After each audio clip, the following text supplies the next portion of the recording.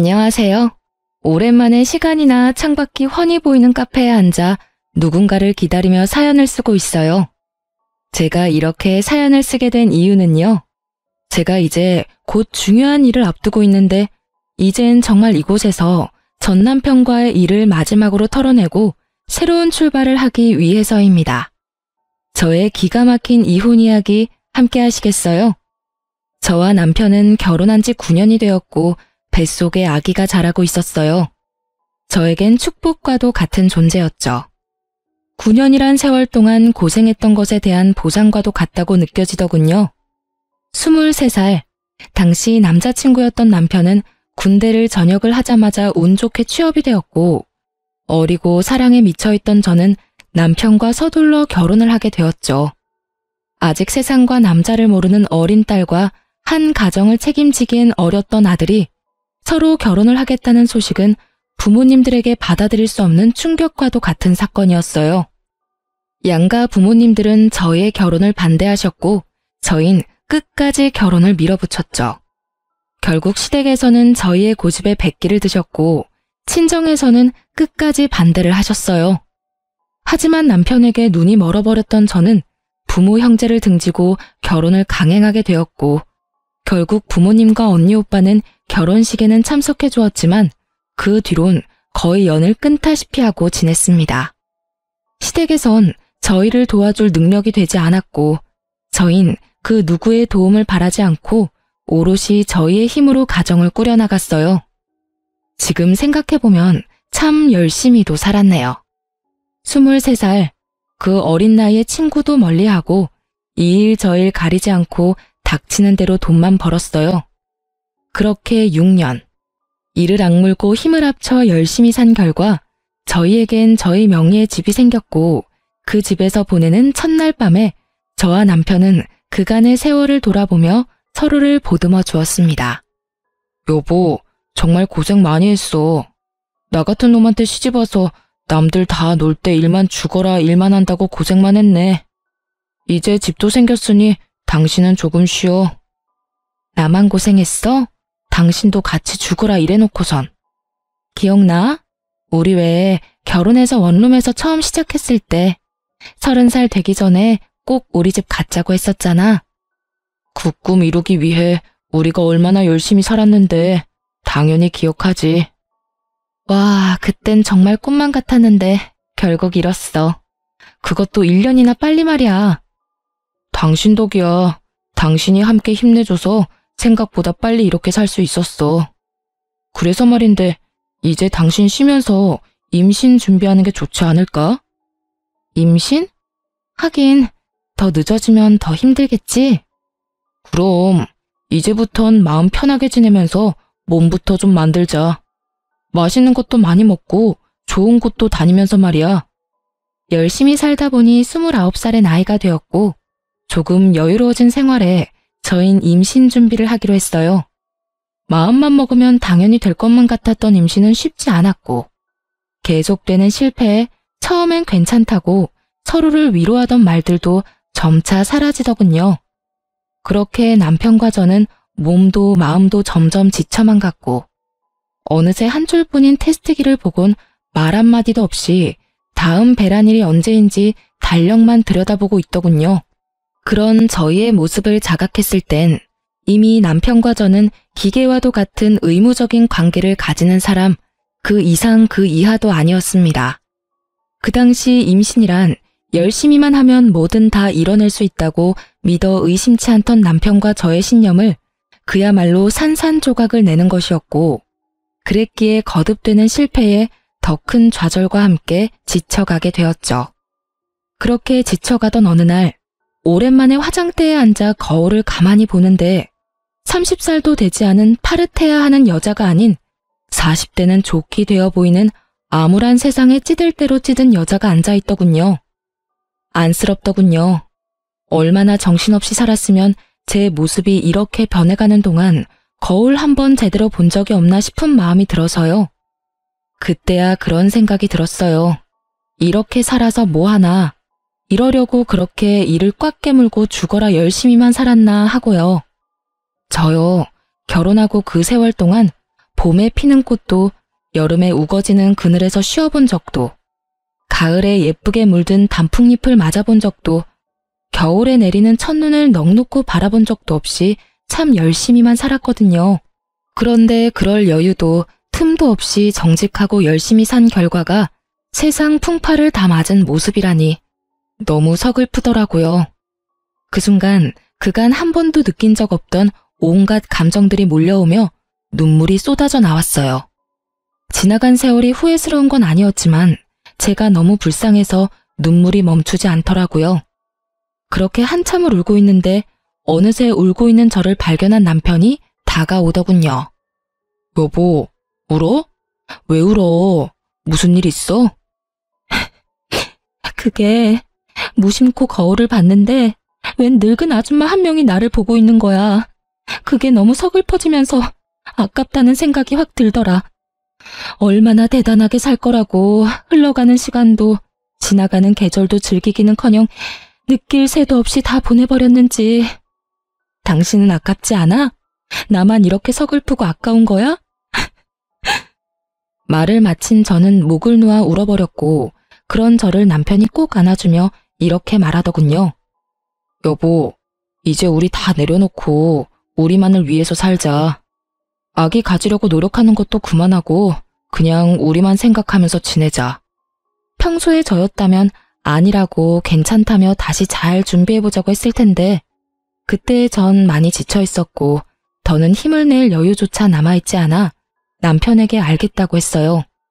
그렇게 2달 뒤 몸이 조금 이상하다는 느낌이 들었고 혹시나 하는 마음에 병원에 갔더니 임신 4주차에 접어들었다고 하더라고요. 그때 그 행복감과 기쁨은 아직도 기억에 생생해요. 남편 역시 눈물까지 흘리며 행복해했고 그렇게 저와 남편은 이제 행복할 일만 남았다고 서로에게 말해주었습니다. 하지만 그 영원할 것만 같던 행복도 오래가지 않더군요. 전 입덧이 다른 사람보다 심한 편이었는데 구역질이나 먹지 않으면 허기짐에 구역질이 나고 먹으면 속이 더부룩해 변기통을 안고 살아야만 했죠. 계속되는 입덧에 회사 생활이 제대로 될 리가 없었고 자연스럽게 동료들에게 민폐만 끼치게 되었어요. 결국 전 휴직을 하기로 했고 집에서 휴식을 취하며 입덧을 견뎌내고 있었어요. 제대로 먹지는 못하고 토하는 생활이 반복되자 몰골은 말이 아니었지만 다행스럽게도 아기는 건강하게 잘 자라고 있다고 하니 그나마 다행이라고 생각하며 그 힘든 날들을 견디며 지내고 있었죠. 전 하루가 다르게 수척해져 갔고 이윽고 거울에 비치는 제 모습조차 보기 싫은 지경이 돼버리더군요. 상황이 그렇게 되자 남편 역시 저를 멀리하는 것이 느껴지더라고요. 처음엔 입덧으로 고생하는 저를 안쓰러워하던 남편이었는데 어느 순간부턴 제가 화장실을 가려고 일어서기만 해도 한숨을 쉬는 지경이 되어버렸어요. 전 남편의 다정스러운 눈빛을 본 적이 언제인지 기억도 나지 않았고 투명스러운 눈빛과 함께 남편의 핀잔이 계속되고 있었어요. 얼굴이 도대체 그게 뭐야? 로션은 안 바르는 거야?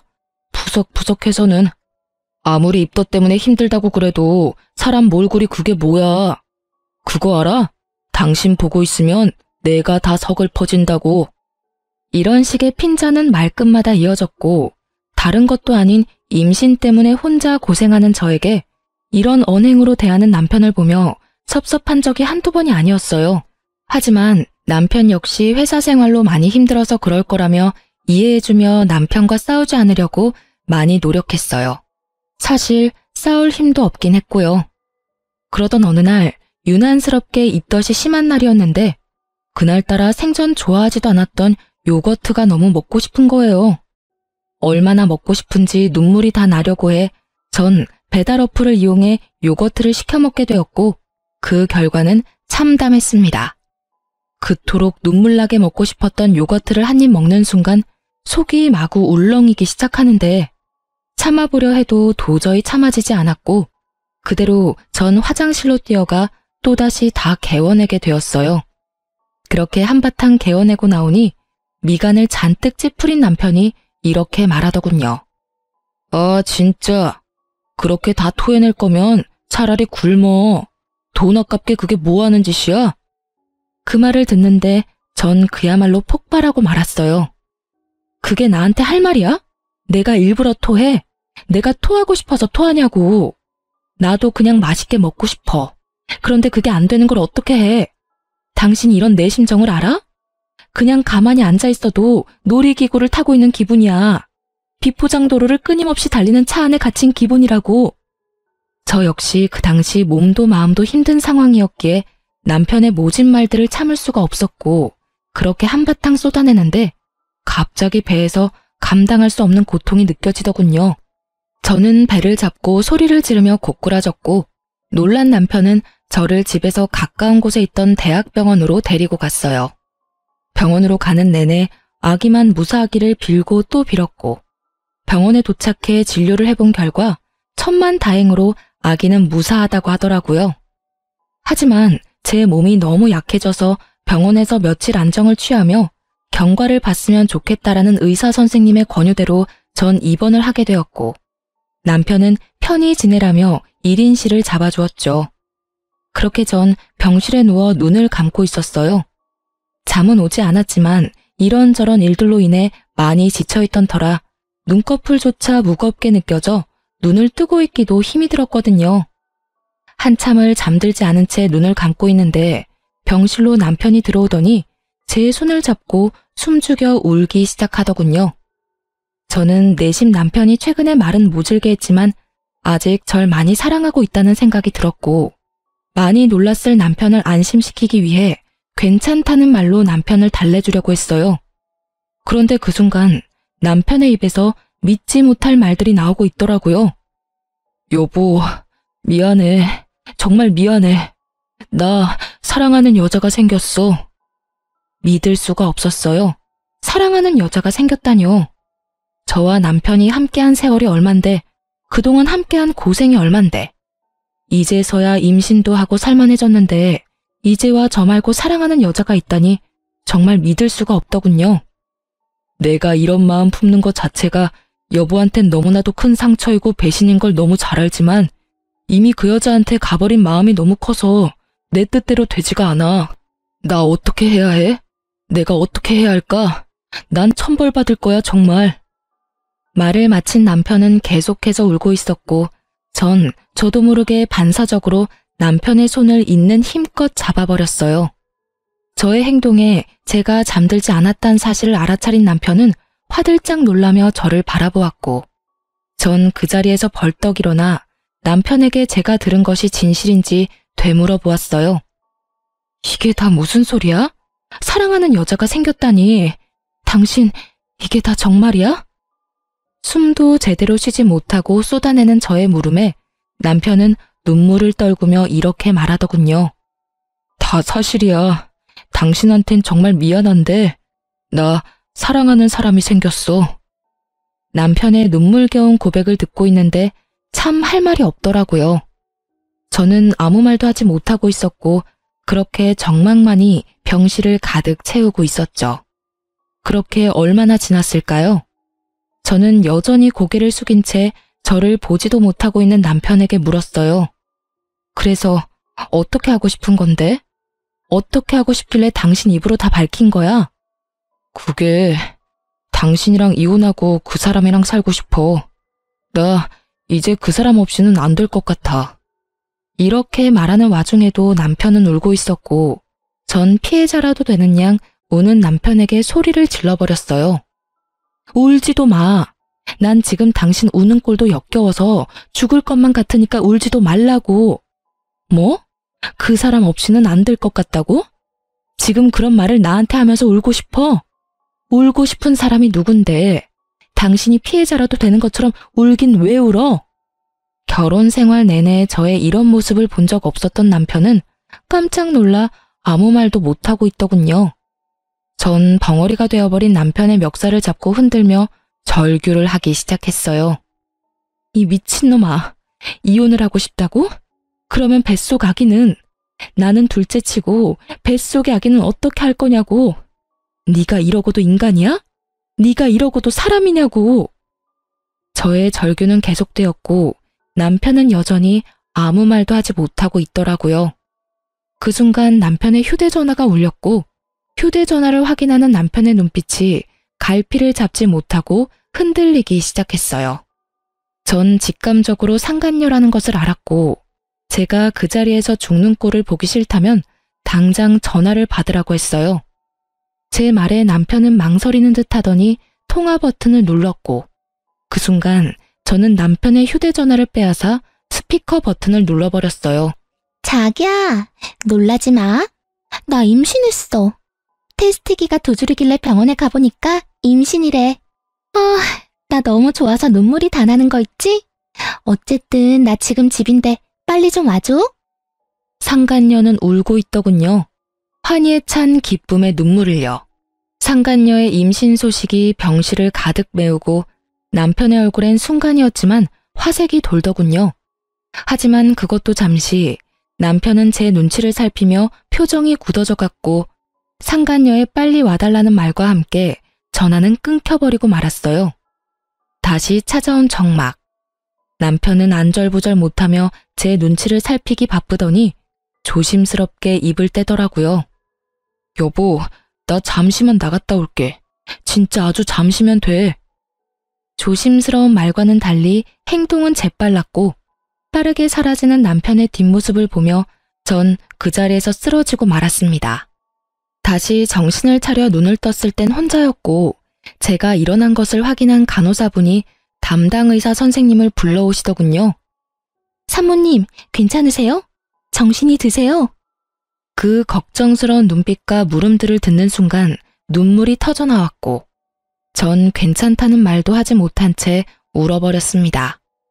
그 와중에도 다행인 건지 불행인 건지 아기는 무사했고 전 이 모든 상황들을 저와 함께 해준 아기를 지키기로 했어요. 물론 저 혼자서요.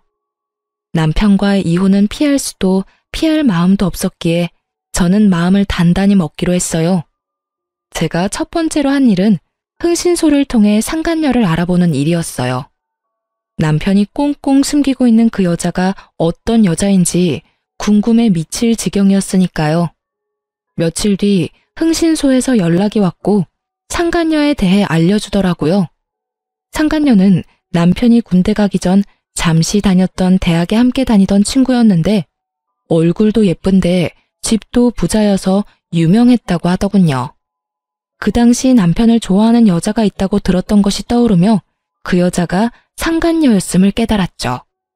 대학 졸업도 하지 못한 남편이 왜 대학 모임까지 나가게 된 것은 모르겠으나 알아본 바론 두 사람은 대학 동창회 모임에서 다시 재회해 그날 이후부터 만나기 시작했고 그 만남의 시점이 제가 임신한 직후라는 것을 알게 되었죠. 여기까지도 놀라운데 더 놀라운 사실이 기다리고 있더군요. 남편과 상간녀는 이미 살림도 차린 상황이었는데 그 집은 상간녀가 마련한 집으로 그야말로 저만 물러나 준다면 모든 것이 다 해결되는 분위기라는 것이었어요. 심지어 남편은 상간녀와 본격적인 만남을 시작하며 회사까지 그만둔 상태였고 그런 남편에게 상간녀는 투자를 해주어 현재 남편은 돈 걱정 없이 사업 준비를 하고 있는 상황이라는 것까지 알게 되었죠. 그쯤 되니 궁금해지더군요. 상간녀에게 향하는 남편의 마음은 연심인지 욕심인지. 그것이 뭐든지 간에 저의 비참한 마음은 같았고 그럴수록 저는 더욱 강해졌어요. 태어난 지가 언제인데 얼굴도 비추지 않던 남편은 웬일인지 다 늦은 밤에 집으로 들어오더군요. 남편의 표정, 숨소리, 손짓, 발짓. 그 모든 것들이 오늘이 우리의 마지막이라는 것을 보여주고 있었고 이윽고 남편의 입에서 이런 말이 나오더라고요. 여보, 우리 이혼하자. 이혼하자는 마당에 여보 소리는 잘도 한다. 내가 아직 당신한테 여보이긴 해? 그렇게 비꼬지 마. 나 마지막까지 당신이랑 얼굴 붉히고 싶지 않아. 참, 그러면 지금 내가 웃어야 해?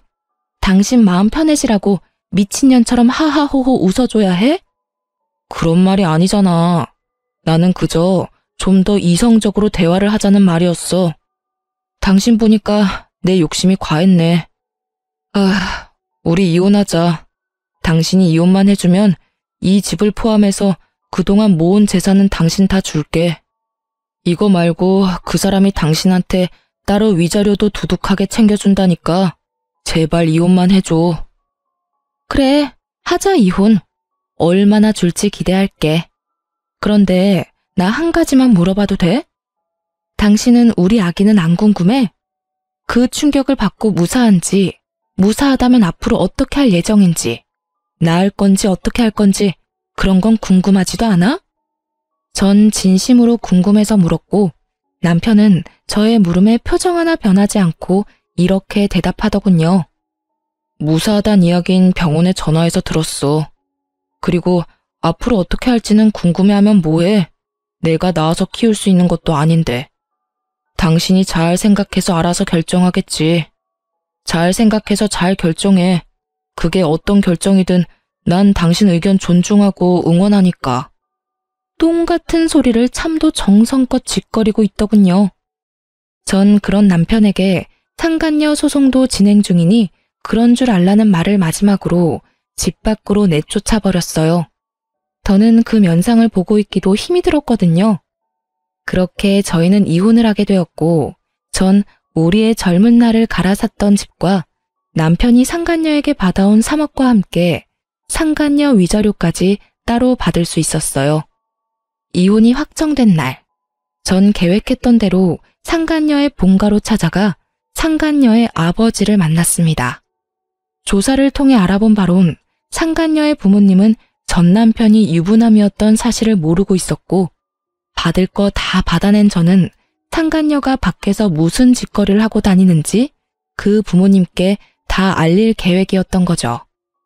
예상대로 저의 폭로에 상간녀의 아버지는 노발대발 난리가 났지만 비교적 상간녀의 어머니는 차분한 것으로 보아 대충 알고 있었던 눈치 같더라고요.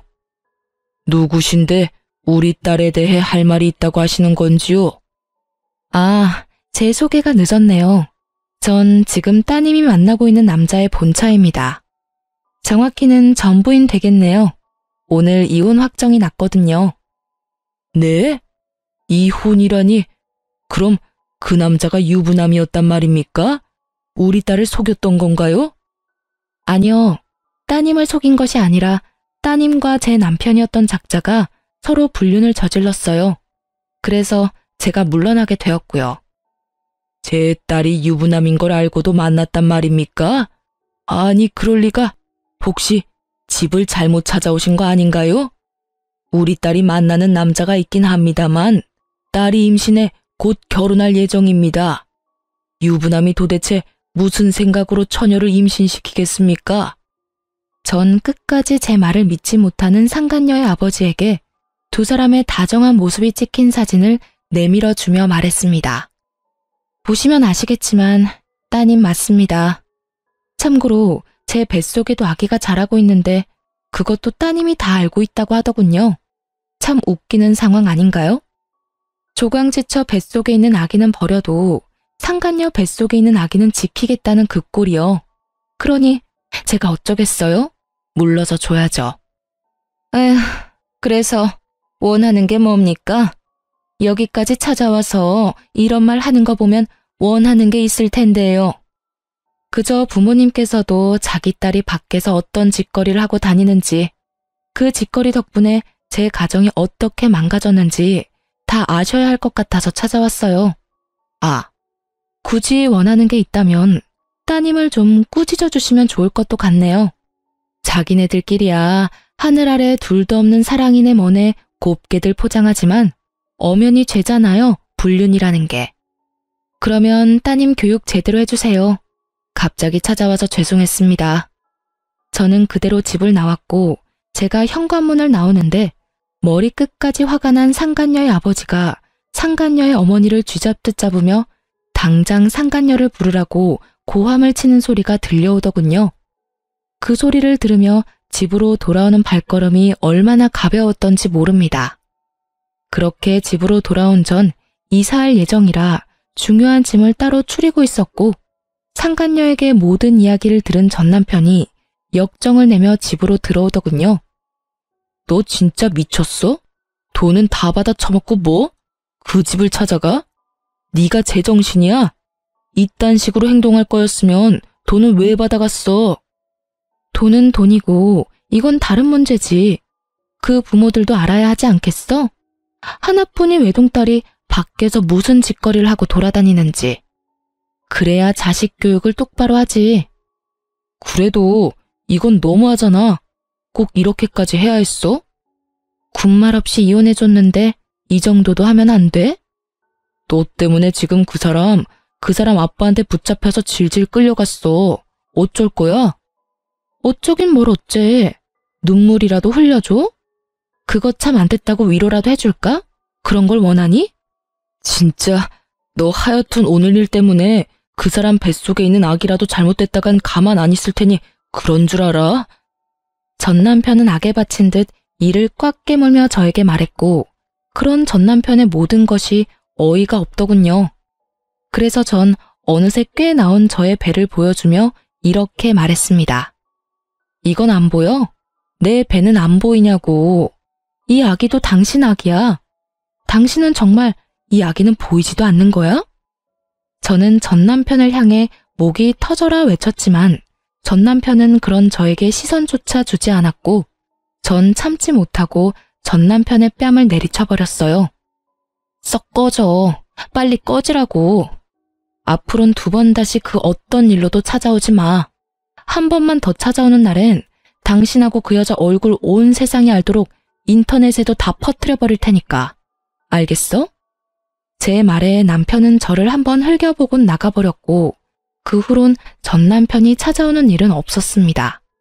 한바탕 소란이 지나간 후 기다리고 기다리던 이삿날 아침이 되었고 제 소식을 어떻게 안 것인지 그간 연락을 끊고 살았던 엄마와 언니 그리고 오빠까지 집으로 찾아왔더군요. 저를 본 엄마는 저의 등짝을 때리며 우셨고 그런 엄마를 언니와 오빠는 말려주며 그저 저를 꼭 안아주었습니다. 이거 사. 이게 뭐야 도대체. 그러게 그렇게 말렸거늘. 고작 이런 꼴이나 당하려고 이런 꼴이나 보이려고 가족들 다 버리고 나갔던 거야? 엄마, 그러지 마. 막내 임신 중이라잖아. 배 안 보여? 그래 엄마, 진정 좀 해. 몇 년 만에 보는 건데 애를 때리긴 왜 때려? 9년 만에 듣는 가족들의 목소리에 하염없이 눈물이 나더군요. 많은 감정이 섞인 눈물이었지만 가장 큰 감정은 당연히 미안함이었어요. 그렇게 가족 마음에 못을 박았으면 잘 살기라도 했어야 했는데 9년 만에 보인 꼴이 그런 꼴이라 죄송하고 미안하더라고요. 그렇게 한참을 울던 저희 가족은 감격스러운 재회는 잠시 미루고 이사를 서두르기로 했어요.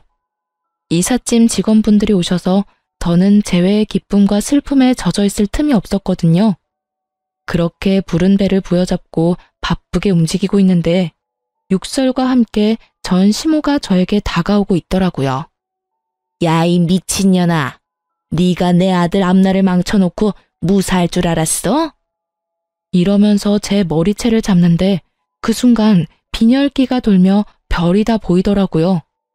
전 시모의 흥분은 극에 달해 있었고 저에 대한 원망과 함께 욕설들은 끊임없이 쏟아져 나오고 있었어요. 너 때문에 내 아들이 쫄딱 망하게 생겼어. 네가 그 집 찾아가서 다 말하는 바람에 내 며느리도 내 아들도 그 집에서 쫓겨나 버렸다고. 그게 어떻게 잡은 기회인데 네 년이 다 책임져. 다 책임지라고. 그 뒤로도 전 시모는 끊임없이 하소연과 함께 원망들을 쏟아냈고 이야기를 들어보니 모든 사실을 안 상간녀의 집에서는 상간녀에게 해주던 모든 지원을 끊어버렸고 2사람이 살고 있던 집마저 뺏어버렸다고 하더군요. 한순간에 거지 신세가 된 2사람이 집으로 찾아가 빌어봤지만 상간녀의 집에선 2사람이 헤어지지 않는 이상 상간녀 역시 없는 자식으로 여기고 살 것이라는 답만 돌아왔고 상간녀는 하는 수 없이 전 시댁으로 들어와서 살고 있다고 하더라고요. 한평생 고생이라곤 모르고 산 상간녀가 전 시댁의 환경에서 산다는 건 고역과도 같은 일일 테죠. 그렇게 한참을 쏟아내던 전 시모는 급기야 저에게 돈 타령까지 하기 시작했어요. 네가 다 이렇게 만들었으니 네가 다 책임져.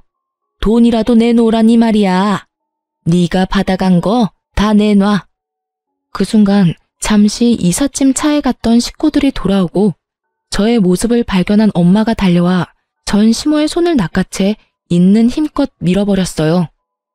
이 여편네가 감히 누구 머리채를 잡아? 정신 나갔어? 어디서 내 딸 머리를, 그것도 임산부를, 네가 제정신이야? 당연히 이삿짐 센터 직원인 줄 알았던 엄마의 등장에 전시모가 당황한 기색이 역력하더군요. 그랬겠죠. 한평생 가족에게도 버림받았다며 저를 알게 모르게 무시했던 전시모였는데 이렇게 든든한 가족의 등장에 당황스러울 법도 했겠죠. 전시모는 바닥에 고꾸라진 채로 우리 가족을 차례로 훑고 있었고 화가 머리끝까지 난 언니가 자신의 직업이 경찰이라고 밝히며 이렇게 말하더군요. 아줌마, 한 번만 더 내 동생한테 욕하고 때리면 수갑 채워서 체포할 테니 각오하세요. 참고로 그렇게 잡혀가시면 합의는 없습니다. 아시겠어요?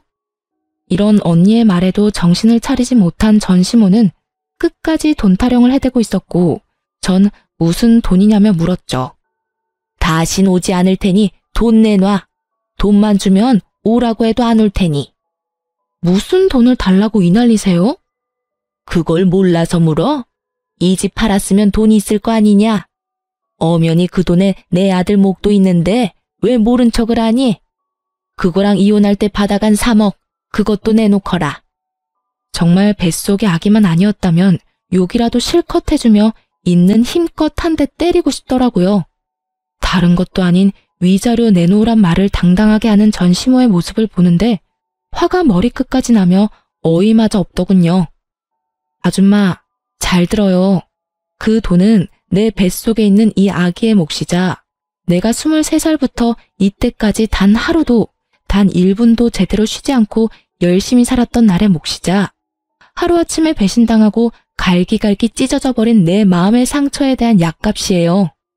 그러니까 절대 한 푼도 줄 생각 따위 없어요. 정 그 돈이 탐나고 갖고 싶으면 소송을 거세요. 저는 코웃음을 치며 전시모에게 말했고 제 말이 끝나자마자 변호사인 오빠가 나서 제 변호를 자처하고 나서더군요. 참고로 제 동생 변호는 제가 맡도록 하죠. 마침 그 분야가 제 전문이라 자신 있거든요. 그러니 언제든 소송 걸고 싶으면 걸도록 하시죠. 애꿎은 제 동생 괴롭히지 말고 법으로 이야기하자 이 말입니다. 전시모는 꽤 많이 당황한 눈치이더군요. 그럴 수밖에 없는 것이 상견례도 없었고 결혼식에선 가족들을 따로 소개할 시간도 소개를 받고 싶어하는 마음도 없었기에 저희 가족들의 직업, 형편에 대해선 전혀 알지 못했거든요. 그 뒤론 연을 끊고 지내다시피 했으니 저희 친정이 꽤 산다는 것을 전혀 모르고 있었으니까요. 전시모는 오빠의 말이 끝나자 당황한 눈초리로 가족들을 번갈아 살피기 시작하더군요. 경찰인 언니의 변호사인 오빠, 그리고 있어 보이는 엄마의 차림새까지. 찰나의 순간 가족들을 살핀 전시모는 갑자기 태세를 바꿔 저에게 무릎까지 꿇고 애원하기 시작하더군요. 아가, 내가 잠시 미쳤었구나. 내 아들이 하루아침에 거지꼴이 되어서 집으로 들어왔는데 어떤 부모가 제정신일 수가 있겠어. 너도 뱃속에 아기가 있으니 조금은 이해를 할 거다. 그러니 방금 전 내 행동은 네가 이해를 좀 해주렴. 그리고 이해하는 김에 내 아들도 좀 이해해주면 안 되겠니? 말이야 바른 말이라고. 여자가 작정하고 꼬시는데 남자가 어쩌겠어. 그간의 정을 생각해서라도 네가 이해하고 용서 좀 해주렴. 네가 용서만 해주면 내 아들도 다시 너한테 돌아올 거고, 그렇게 두 사람 제외하게 되면 뱃속의 아기한테도 좋지 않겠어? 애를 생각해야지. 이 험한 세상에 애를 혼자 낳아서 어쩔 생각이니? 남들 다 있는 아빠, 우리 손주한테서 뺏을 생각은 아니지? 이때껏 한 번도 꺼내지 않던 손주 이야기까지 들먹이며 애원하는 꼴이 참 가증스럽기 그지없더군요. 엄마 역시 저와 생각이 같았는지 전 시모의 말에 한마디의 대꾸도 없이 시모를 질질 끌어다 내쫓아버렸고 저의 이사는 무사히 마칠 수 있었습니다. 그날 이후 전 가족의 품으로 돌아가게 되었어요. 이미 사버린 집은 세를 주기로 했고 가족의 뜻에 따라 친정에서 지내게 된 것이죠. 그렇게 친정에서 지내는 동안 출산 날이 가까워졌고 입원을 했던 대학병원에서 진료를 계속 보며 그곳에서 출산까지 하기로 했습니다. 출산을 하기 전 마지막 진료 날, 언니와 함께 병원에 갔는데 그곳에서 전 생각지도 못한 사람을 만나게 되었어요. 그건 바로 상간녀와 전 남편이었어요. 그토록 화려하고 당당하던 상간녀의 모습은 온데간데 없이 사라지고 행색이 초라한 배불뚝이 여자가 전 남편과 옆에 자리하고 있더군요. 한 걸음씩 한 걸음씩 두 사람과 가까워졌고 저와 언니를 발견한 상간녀는 두 눈이 동그래지더니 이내 승리의 표정을 지으며 전 남편의 팔짱까지 급하게 끼고 저에게 다가와 인사를 건네더라고요. 오랜만이네요. 잘 지냈어요? 아, 이런 질문 좀 그런가요? 하긴 잘 지낼 턱이 없는데 질문이 좀 그랬죠? 방금 전까지 전 남편과 돈 때문에 다투는 소리를 다 들었는데 이렇게까지 해서 저에게 아는 척이 하고 싶은 그 마음이 다 궁금하더군요. 그런데 그 애는 정말 낳아서 혼자 키울 수 있다고 생각해요? 진작 지우지. 이게 무슨 청승맞은 짓이에요. 뭐라고? 너 말 다 했니? 그게 네가 나한테 할 말이야? 왜 화를 내고 난리래? 다 걱정해서 하는 말인데. 아, 그리고 혹시나 해서 하는 말인데 양육비 이런 건 바라지도 말아요. 하긴 뜯어간 돈 많으니 양심이 있으면 양육비 달란 말은 못하겠지. 상간녀는 어떻게 해서든 제 속을 긁고 싶어 안달인 듯 했으나 전 도발에 더는 넘어가지 않았고 상간녀를 위아래로 훑어주며 이렇게 말했습니다. 그게 걱정이어서 굳이 반가워하지도 않는 사람한테 인사까지 한 거야? 하긴 꼴을 보아하니 걱정이 되긴 하겠다. 양육비 줄 능력도 처지도 안 되니까 말이야. 나 양육비 달라는 말 할 생각도 없으니까 그런 걱정은 넣어두고 사랑으로 가진 애 잘 낳아서 찢어지게 가난한 집에서 잘 키워봐. 난 댁들 덕분에 가족도 다시 만나 잘 지내고 돈도 많아서 양육비 걱정은 없거든. 제 말에 상간녀는 미간을 찌푸리는가 싶더니 이내 코웃음을 치며 비아냥대기 시작하더군요. 참 좋기도 하겠네요. 남편도 뺏겨서 애도 혼자 낳고 혼자 키워야 하는 마당에 좋다고 웃는 꼴이 참. 어떤 면에선 참 대단하기도 하네요. 상간녀의 비아냥거림에 제가 반격을 하려는 순간 어느새 제 곁으로 온 담당 의사 선생님이 제 어깨에 손을 두르며 언니에게 이렇게 말하는 것이 아니겠어요? 초영, 여기서 뭐 하세요? 무슨 일 있어요? 표정이 왜 이렇게 안 좋아요? 처영이라니. 전 크게 당황을 했고 언니 역시 당황한 기색이 역력했지만 그것도 잠시 천연덕스럽게 선생님께 제부라고 하며 상황을 설명하기 시작하더군요. 언니의 설명을 들은 선생님은 제 어깨를 잡은 손에 힘을 주며 말을 하더군요. 아, 아직 소식 못 들으셨나 봅니다. 저 이 사람하고 결혼 약속했어요. 식은 아직이긴 한데 출산하고 몸 추스르는 대로 결혼식 올리려고 하고 있어요. 원하신다면 청첩장 나오는 대로 보내줄 테니 와서 자리를 빛내주는 것도 좋을 것 같네요. 언니 못지않게 선생님은 천연덕스럽게 연기를 펼쳤고 선생님의 말에 이때껏 입 한 번 떼지 않고 있던 전 남편이 저를 향해 말을 하더군요. 여보, 이게 다 사실이야? 당신 이 남자랑 결혼했어? 혼인신고라도 한 거야? 전 남편의 말이 끝나자마자 여보라는 단어에 발끈한 상간녀는 제가 무어라 답할 새도 없이 전 남편을 쥐잡듯 잡기 시작하더군요. 당신 지금 뭐라고 했어? 여보? 누구 보고 지금 여보라고 하는 거야? 상간녀의 말에 전 남편은 그제야 자신이 어떤 단어를 썼는지 자각한 듯 새하얗게 질린 얼굴로 말까지 더듬더라고요. 아니 그게 습관적으로 나도 모르게 튀어나왔어. 그걸 지금 말이라고 해? 당신은 아직도 저 여자하고 결혼한 사이라고 착각하는가 봐. 아니, 저 여자랑 다시 살고 싶기라도 한 거야? 무슨 말을 또 그렇게 해. 실수라고 했잖아. 실수라고? 그래, 그건 실수라고 치자. 그런데 당신이 왜 저 여자가 결혼한 사실에 화를 내? 왜 간섭하냐고. 그건 나도 놀라서 그랬지.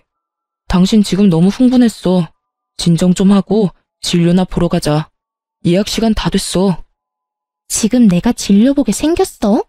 당신 같으면 이 기분에 진료가 보고 싶겠냐고. 내가 누구 때문에 이 모양 이 꼴로 살고 있는데, 내가 왜 이런 거지 꼴로 살고 있는데, 당신 하나 보고 다 버리고 와서 이렇게 사는 난 신경도 안 쓰면서 전부인이 재혼한 사실이 그렇게 신경 쓰여? 상간녀는 악을 쓰며 남편을 닥달했고 그런 상간녀의 말이 지긋지긋하다는 듯 전 남편은 짜증을 섞으며 답을 하더군요. 내가 당신한테 가족 버리고 나한테 와달라고 했어? 당신이 좋아서 다 버리고 나한테 와놓고 왜 또 그런 말을 하는 거야? 지겹지도 않아? 무슨 일만 일어났다 하면 이 모양 이 꼴 타령하는 거? 나야말로 누구 때문에 그 좋은 회사까지 그만두고 이 모양 이 꼴이 됐는데 다 당신이 투자해준다고 해서 이렇게 된 거잖아. 두 사람은 급기야 언성까지 높이며 싸우기 시작했고 그 광경을 지켜보던 선생님은 제 손을 진료실로 이끌며 이렇게 말했어요. 우린 이만 들어가요. 이런 난장판은 뱃속의 아기한테 좋지 않아요. 얼른요. 그렇게 선생님의 손에 이끌려 진료실 의자에 앉은 전 어리둥절했고 이내 간호사 선생님이 들어오셔 두 사람이 난동에 가까운 싸움을 하다 결국 병원에서 쫓겨났다고 하더군요. 그 만남을 마지막으로 전 다신 그 사람들을 만나기는커녕 소식조차 들을 수도 없었습니다. 그렇게 정말 전 남편과의 모든 것이 끝이 나고 전 무사히 출산했습니다. 출산 이후 전 제 소중한 보물을 안겨주신 선생님께 보백받게 되었어요. 사실 병원에 처음 와 전 남편의 외도 사실을 알게 되었을 때 걱정스러운 눈빛으로 절 위로해준 그 선생님이 저의 담당 선생님이었고 선생님의 말에 의하면 그날부터 제가 신경이 쓰였다고 하더군요. 처음엔 그저 제가 불쌍했다고 했어요. 불쌍해서 눈길이 더 가고 마음이 더 쓰였다고요. 그래서 진료를 볼 때도 더욱 신경을 써주었고 제가 배가 심하게 뭉쳐 병원에 갑자기 왔다는 연락이라도 받을 때면 그게 언제든 어디에 있든 병원으로 뛰어와 제 진료를 봐주셨다고 하더라고요. 그렇게 측은심에 제가 눈에 밟혔는데 그 측은심이 어느 날부턴 저를 지켜주고 싶고 제가 보고 싶어졌다며 저를 좋아하는 것 같다고 마음을 고백해 오더군요. 지금 당장 대답해달라는 건 아니에요. 지금 상황이 좋지 않다는 것도 알고 저한테 신경을 쓸 틈도 없다는 거 누구보다 잘 아니깐요. 그냥 제가 곁에서 맴돌 테니 그것만 막지 말아주세요. 그렇게만 해준다면 저는 언제까지고 기다릴 수 있어요. 그저 저를 지켜봐 주세요. 처음엔 그냥 아무런 대답도 하지 않고 무시했던 것 같아요. 전 남편에 대한 상처가 크기도 했지만 무엇보다 큰 이유는 염치가 없어서였어요. 애 딸린 이혼녀와 총각인 대학병원 의사 선생님이라니 거부할 염치조차도 없더군요.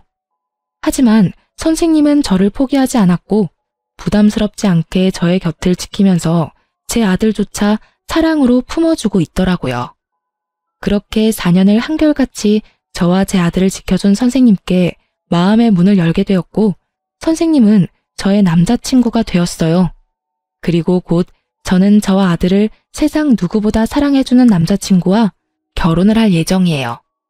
말이 씨가 된다고 하더니 전 남편과 상간녀 앞에서 저와 결혼한 사이라고 거짓말을 하던 모습이 엊그제 같은데 그 결혼이 현실이 되었지 뭐예요? 남자친구의 말론 그때 자신의 마음을 확신했다고 하더군요.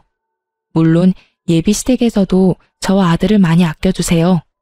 처음 저의 이야기를 남자친구에게 들었을 땐 걱정이 많으셨다고 하시더군요. 아무래도 그럴 수밖에 없는 상황이긴 했죠.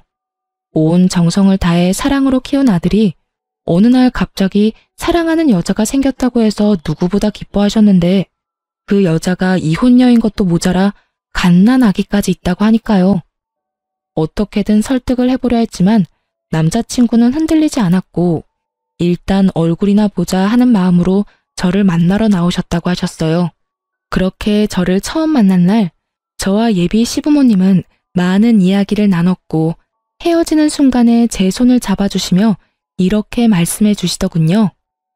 사실 오늘 이 자리 나올 때까진 좋은 말로 설득해서 헤어지게 만들 생각이었어. 생각 있는 여자라면 헤어질 테니 말이야. 그럴 생각으로 나온 자리인데 막상 만나서 이야기 나눠보니 우리 애가 왜 그렇게 매달렸는지 알 것 같네. 앞으로 우리 아들이랑 잘 지내줘. 그렇게 잘 지내다가 우리 가족으로 와주면 더 좋고. 이렇게 말씀해 주시는데 얼마나 많이 울었는지 몰라요.